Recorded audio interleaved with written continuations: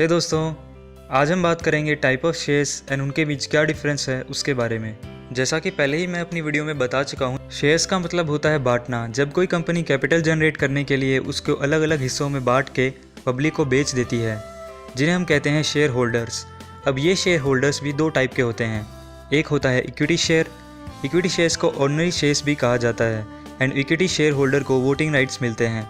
And second होता है preference share. Preference share holders को वोटिंग राइट्स नहीं मिलते हैं, लेकिन कंपनी को जो प्रॉफिट होता है वो प्रेफरेंस शेयर होल्डर्स को इक्विटी शेयर होल्डर्स से पहले मिलता है। तो चलिए इनको एक एग्जांपल से डिटेल में समझते हैं।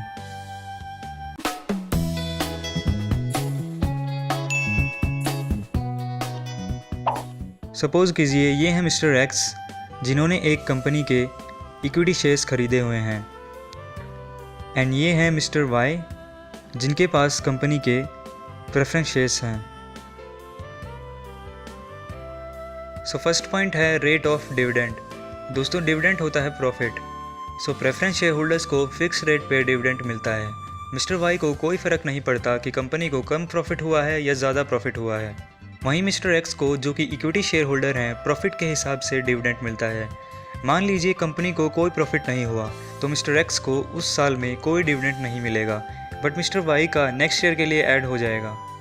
सेकेंड पॉइंट है प्रेफरेंस राइट। इसमें क्या होता है दोस्तों, कंपनी का जो प्रॉफिट है वो पहले मिस्टर वाई को मिलेगा, फिर मिस्टर वाई को पे करने के बाद जो बचेगा उसमें से मिस्टर एक्स को मिलेगा।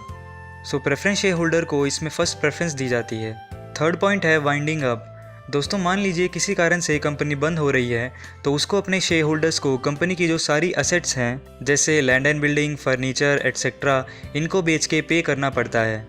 तो इसके अंदर भी पहले मिस्टर वाई को पे किया जाएगा एंड देन जो बचता है वो मिस्टर एक्स को मिलेगा। यानी प्रेफरेंस शेयर होल्डर को पहले एंड उसके बाद इक्विटी शेयर होल्डर्स को। फोर्थ पॉइंट है दोस्तों वोटिंग राइट्स।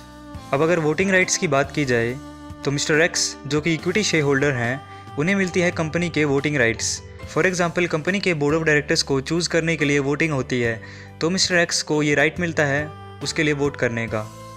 वहीं मिस्टर वाई को कोई वोटिंग राइट्स नहीं मिलते। फिफ्थ पॉइंट है right to participate in management.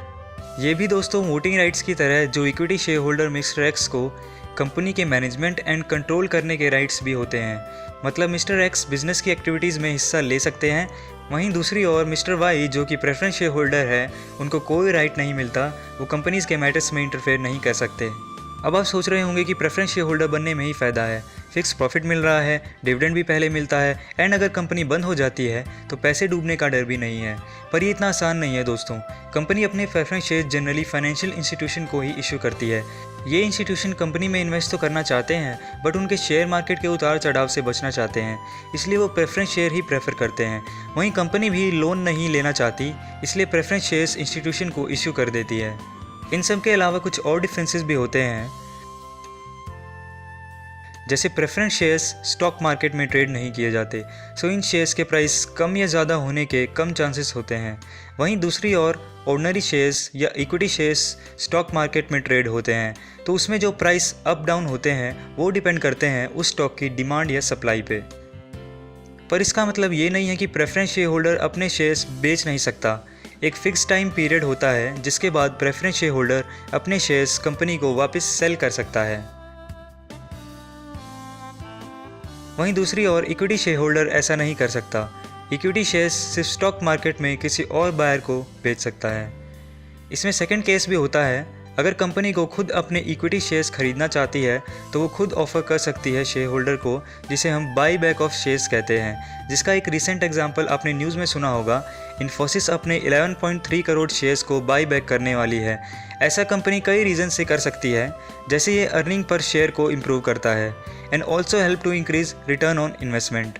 तो बस दोस्तों, आज की वीडियो में बस इतना ही। अगर आपको वीडियो पसंद आया तो इसे लाइक एंड शेयर कर दीजिएगा। अगर आपका कोई क्वेश्चन या सजेशन है आप वो नीचे कमेंट बॉक्स में लिख सकते हैं। अगर आपने बेसिक ज्ञान को अब तक सब्सक्राइब नहीं किया है तो उसे सब्सक्राइब कर लीजिए एंड बेल आइकन को भी दबा दीजिए, क्योंकि मैं आपके लिए ऐसी ज्ञान से भरी वीडियोज़ लाता रहता हूँ। And thanks for watching.